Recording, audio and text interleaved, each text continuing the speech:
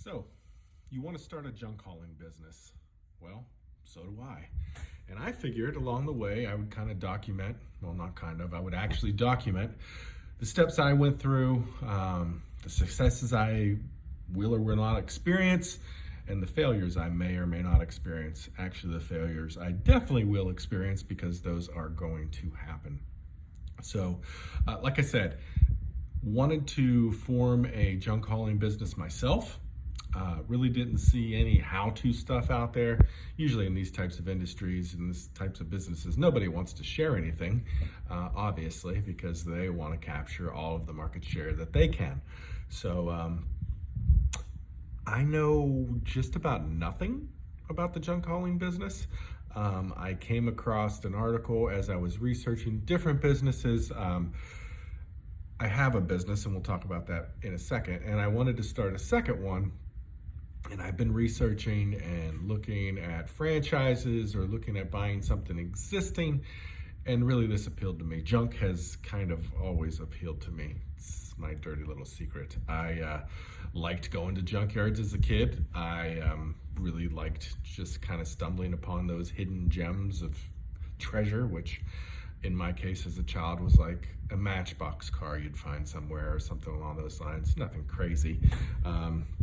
Maybe an old coin or something. But I think that kind of has still stuck with me. So that sounds appealing to me. And yes, in the background, there's Star Wars stuff. I am a Star Wars nerd, so you could see that too. So why listen to me, right? Why? Obviously, I've already said I know almost nothing about the junk hauling industry. Well, as stated before, I do have a business. I've ran that business for about 16 years now. It is a real estate appraisal company. I also have a doctorate in business. Now, those things don't make me an expert in any way, shape, or form. If you're watching my videos, and I'm going to make a series of them, do not take anything I say as the gospel truth. Always confirm it. Look at an expert such as a CPA or an attorney that specializes in tax laws or business laws or anything like that to confirm anything I'm saying. That's kind of the disclaimer there. I am not the end-all be-all by any means, but running a successful business for 16 years does say something. I forget the percentage, but I know it's less than 10% of all businesses formed never make it to the 10-year mark. So I've made it past that, and I do have some education backing that. And like I said, it doesn't make me the end-all be-all or some guru, but it does give me some credibility, right? I do know what it takes to start a business, run a business. You got to be willing to do what the competition is not. And there's a ton of videos out there. There are a ton of videos out there about how to successfully run a company and about, getting leads and all that stuff. And we may touch on that in some future episodes. But in this initial episode, I just wanted to go over a few things that would be something you would do in the initial stages of maybe thinking about starting a business like this. Now, I'm assuming you stumbled across this video because you've searched how to form or how to start a junk hauling business. And some of the things you're going to want to look at are, if you're really serious about this, what type of vehicle are you going to use?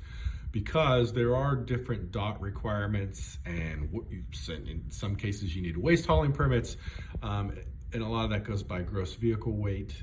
And if you're going to be intrastate versus interstate, research all that very, very thoroughly. For me, I've come to the conclusion I want to stay under 17,001 pounds, and I want to operate within my state. And I live in Pennsylvania, and I am actually in a suburb of Pittsburgh. So that's where I'm at. I'm pretty sure those rules are federal, but again, double check all that stuff.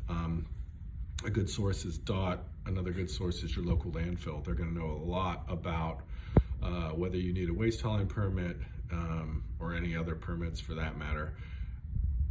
And that is going to determine kind of where you start out, what you may need as far as overhead is concerned. Can you use an existing vehicle that you have?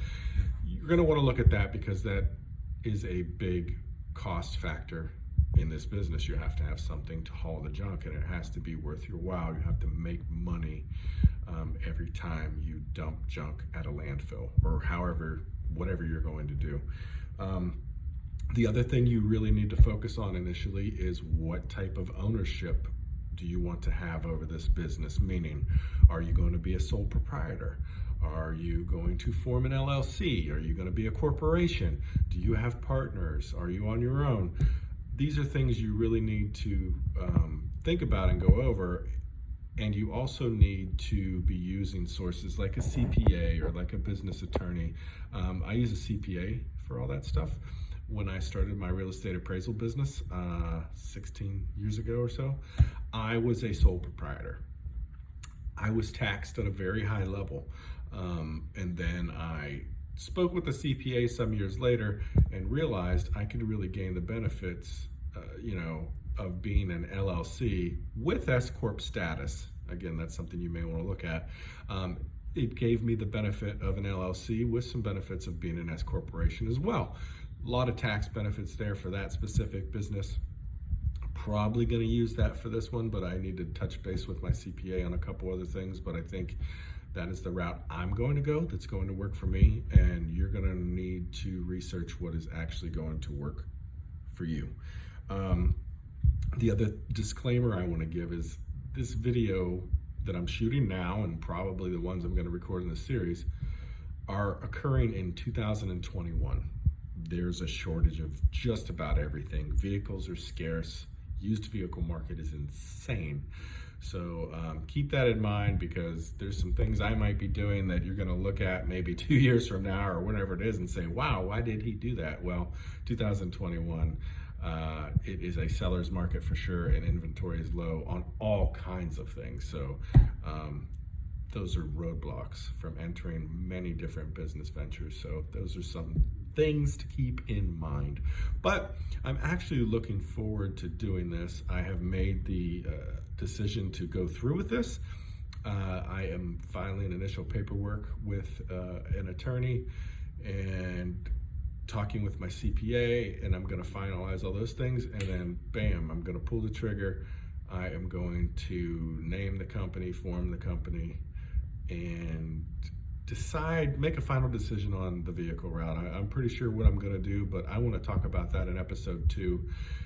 Talk about what I ended up doing as far as formation of a company goes, and maybe even touch on some advertising, because I do have some things lined up as far as a company making my logo, and I want to have business cards, etc. You have to get your name out there. So I'm going to touch base on some of the marketing that I'm going to be doing initially as well. And then probably episode 3, we may even go over some vehicles in episode 2. I don't know how this is going to work, but I am looking forward to this journey, and thank you for following, and hopefully you learned something, at least from my mistakes, because I'm sure there'll be many. And I'm going to share those, because I'm not a filmmaker by any means. This is not going to be a fakementary or reality TV where it's not really reality. I'm not going to show you this gold nugget I found on site, when in all reality I didn't find that. But if I do find some hidden treasures, I'll definitely be sure to share that. But I want to share also the things that maybe I did wrong, or didn't work out as well as I thought, so that way folks like you watching this video don't make that mistake. But that's the end of episode 1. Really just kind of a preliminary thing here, an introduction to the series that I hope goes well, that I hope I have motivation to continue on. Didn't realize the hood of my sweater was all messed up and weird this whole time. Great. The other business I have, the appraisal business that I talked about, is slamming. So I'm really going to try and put the effort into getting this company going while this business is thriving. I think that's smart. I'd rather do that. And again, this is my personal decision. I'd rather launch a second company while the first company is doing very well, instead of trying to launch a second company while the first company is doing poorly. I think my decision making will be a little bit more on point. I won't be making decisions out of wants or fears. I'll be making decisions out of necessity, and I think I'll be doing it the smart way. But yeah, look forward to this, and thanks for watching.